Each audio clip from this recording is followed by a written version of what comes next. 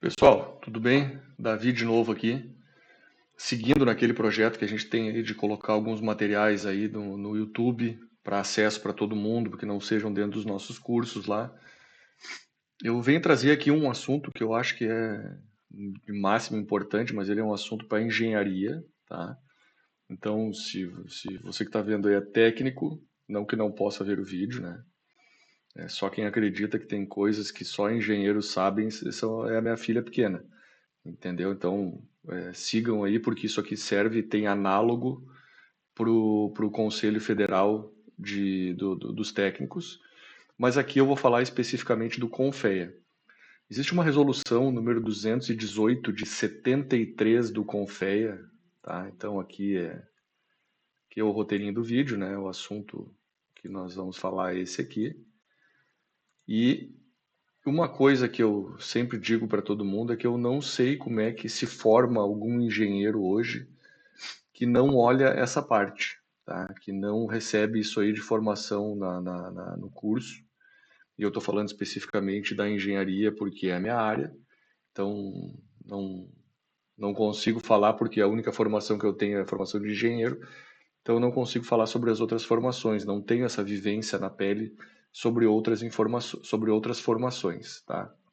Mas o que eu queria falar com vocês aqui é sobre essa resolução número 218 de 1973 do CONFEA. Lá, aqui está estabelecido que existe o Conselho Federal de Engenharia e Agronomia e existe o Conselho Regional, no meu caso é o CREA-RS aqui, tá? Aqui estão esses links aqui na tela, mas eu quero falar sobre uma resolução do CONFEA, né, que fala sobre o CONFEA. Vamos botar mais para baixo aqui para a gente ficar só com isso aqui na tela, tá?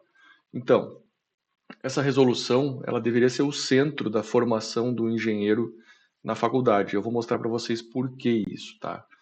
Então, ela discrimina as atividades das diferentes modalidades profissionais da engenharia, arquitetura e agronomia. Aqui fala arquitetura porque em 73, 1973, ainda tinha a arquitetura dentro do CREA. Por isso que é CREA, Conselho Regional de Engenharia e Arquitetura. Eles colocaram agronomia ali, que também já estava, mas puxaram o A de arquitetura para a agronomia, tá? Então, o Conselho Federal, né? Quem é que fez isso, então? O Conselho Federal de Engenharia, Arquitetura e Agronomia, usando as atribuições que lhe conferem, tudo mais, da Lei tal de 66, a Lei 5194 de 1966, considera que, tá? Conforme o artigo, tudo mais lá, isso aqui não é relevante para nós, a necessidade de discriminar as atividades das diferentes modalidades profissionais de engenharia e arquitetura, conforme o que eu vou mostrar para vocês. Então, eles resolvem que o artigo 1º diz que para a fiscalização do exercício profissional dessas profissões, o engenheiro, o arquiteto ou o agrônomo, tá? Engenheiro agrônomo, está submetido a 18 atividades, tá? 18 atividades, que fala lá basicamente supervisão, coordenação, orientação técnica, estudo, planejamento, viabilidade, aí vai falando cada uma delas ali, eu não vou entrar nesse mérito, porque senão esse vídeo vai ficar muito longo, eu quero mostrar para vocês como é que a gente acha isso. Por isso que a gente tem muita dúvida hoje de o que eu posso fazer na minha formação. Eu, como engenheiro, posso fazer isso ou aquilo? Como engenheiro mecânico, que é o meu caso, posso fazer isso ou aquilo? Então, eu vou mostrar para vocês que eu peguei 3 artigos lá. Um que é o meu de engenharia mecânica, o outro que eu acho que é a engenharia mais difundida, assim, quando a gente fala de engenharia, que é a engenharia civil, e vou mostrar um outro artigo, tá? Que fala ali sobre outras coisas. Eu não quero dar spoiler para vocês agora aqui, tá? Mas então aqui diz o seguinte, ó, que o engenheiro civil, ele pode fazer o quê? Compete ao engenheiro civil aqui, compete a quem? Ao engenheiro civil e ao engenheiro de fortificação e construção. Vocês já viram um engenheiro de fortificação ser formado? Só aqui eu sou engenheiro de fortificação, engenheiro de fortificação e construção. Porque isso tudo entende-se como engenheiro civil. Eu falei num outro vídeo lá que eu estava falando sobre PMOC. Lá diz assim, se você for um engenheiro de produção mecânica, leia-se como engenheiro mecânico. Não é que a formação da pessoa muda, mas para a legislação ele tem as mesmas atribuições que o engenheiro mecânico, tá? Então aqui eu vou botar até para baixo um pouquinho para não dar o nosso spoiler aqui, depois eu volto. Então o engenheiro civil, ele pode fazer o quê? Ele desempenha as atividades do 1 ao 18 do artigo 1º desta resolução, referente a quê? A edificações, estradas, pistas de rolamentos e aeroportos. Eu dei uma editada aqui porque isso aqui é tudo junto lá na resolução. É tudo ponto e vírgula, ponto e vírgula, ponto e vírgula. Dei uma editada para ficar melhor aqui no vídeo, tá? Mas o texto é o mesmo, só corrigi algumas coisinhas que estavam escritas erradas ali, maiúsculo com minúsculo junto. E o engenheiro civil pode fazer o quê? Tudo, né? Do 1 ao 18, para edificações, estradas, pistas de rolamentos e aeroportos, sistemas de transporte, sistema de abastecimento de água e saneamento, portos, rios, canais, barragens e diques, drenagem e irrigação, pontes e grandes estruturas e seus serviços afins e correlatos. Afins é que tem o mesmo fim e correlato é que é relacionado, né? Então, se eu posso fazer uma ponte para alguma coisa, para isso que está dizendo aqui, eu posso fazer ponte para outras coisas também. Estou explicando em vias gerais, assim, só para a gente entender o que é afins, é tudo que tem o mesmo fim, e correlatos é tudo que se relaciona. Posso fazer edificações? Posso. Ah, mas eu sou engenheiro civil, eu posso fazer uma edificação nas Forças Armadas, que são militares? Pode, porque o engenheiro civil, né, tem a atribuição e também seus afins e correlatos. Um prédio civil é correlato e afim a um prédio militar. Entenderam mais ou menos como é que é a explicação? Não vou entrar muito nesse mérito aí para a gente não poluir o negócio aqui, tá? Então aqui, ó, vamos tirar esse aqui também que eu quero mostrar depois para vocês. Vamos dar um espaço aqui para a gente poder pegar aqui o engenheiro mecânico. Então, o engenheiro mecânico,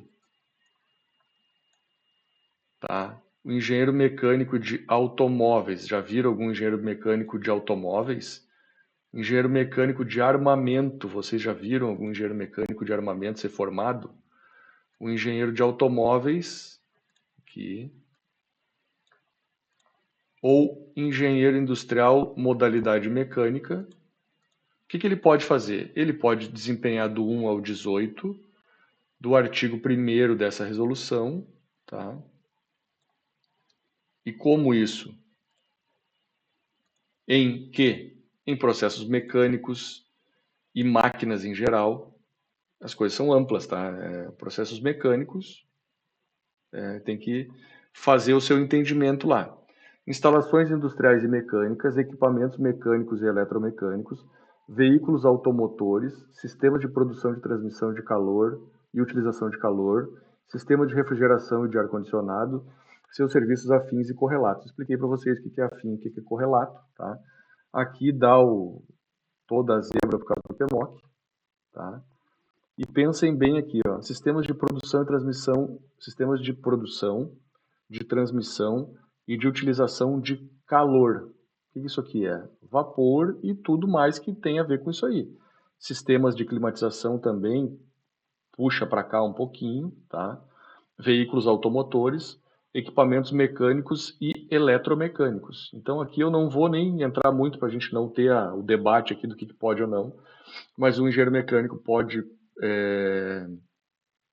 projetar sistemas, equipamentos mecânicos e eletromecânicos também. Se eu tenho uma atuação eletromecânica, está dentro do âmbito do engenheiro mecânico também. E é do artigo 1 ao 18, que é isso aqui que eu mostrei para vocês aqui. Pode, então, supervisionar, coordenar, fazer estudo, assistência, direção de obra, vistoria, mas existem alguns que não podem fazer, que diz lá, pode só o 1, o 2, o 3, o 5, o 7, o 8, o 10, o 11 e o 12. E não pode, então não são profissionais que são plenos naquelas execuções, tá? E aqui, uma coisa que eu quero mostrar para vocês aqui, é aqui onde dá uma grande zebra, né? Tinha o artigo 24 toda essa legislação que a gente está vendo aqui, que compete ao técnico de grau médio, porque antes os técnicos eram do CREA. O desempenho das atividades 14 a 18 do artigo 1º dessa resolução, vamos lá olhar. 14 ao 18, que é o quê? Condução de trabalhos técnicos, condução de equipe de instalação, montagem, operação, reparo e manutenção, execução de instalação, montagem e reparo, operação e manutenção de equipamentos de instalação e execução de desenho técnico. Então não tinha nada de projeto para os técnicos aqui, tá? Inclusive isso aqui foi revogado, né, por essa resolução aqui, 1057 de julho de 2014, tá? E as relacionadas ao número 7 a 12 do artigo 1º. Vamos olhar lá o 7 a 12. A gente já deveria ter olhado antes, eu não... Desempenho cargo de função técnica, ensino, pesquisa, análise, experimentação, elaboração de orçamento, padronização, execução de obra, fiscalização de obra e serviço técnico. Então, aqui fala sobre isso, mas aqui é que deu a celeuma da coisa, né? E os técnicos entenderam que eles deveriam ter uma atribuição maior do que a atribuição que estava e constituíram o CFT, que é o Conselho Federal dos Técnicos, e cada regional tem o CRT, que é o Conselho Regional dos Técnicos, tá? Então, se vocês querem saber o que os técnicos podem fazer agora, tem que pesquisar lá no CFT e lá no CRT. Deixa eu mostrar para vocês aqui, basicamente, de um outro vídeo que eu gravei, mas aqui fala especificamente sobre isso aqui, ó.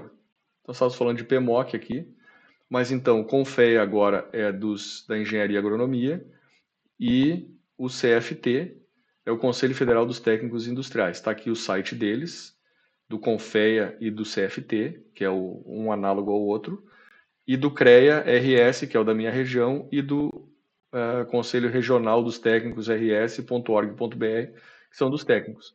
Aqui vocês, o CRT é o análogo ao CREA e o CFT é o análogo ao CONFEA, tá? Então, mas o que eu quero deixar dito aqui nesse vídeo? Que eu acho que todo mundo que é engenheiro precisava estudar essa resolução, precisava estudar essa resolução e saber o seu artigo onde vocês estão para poder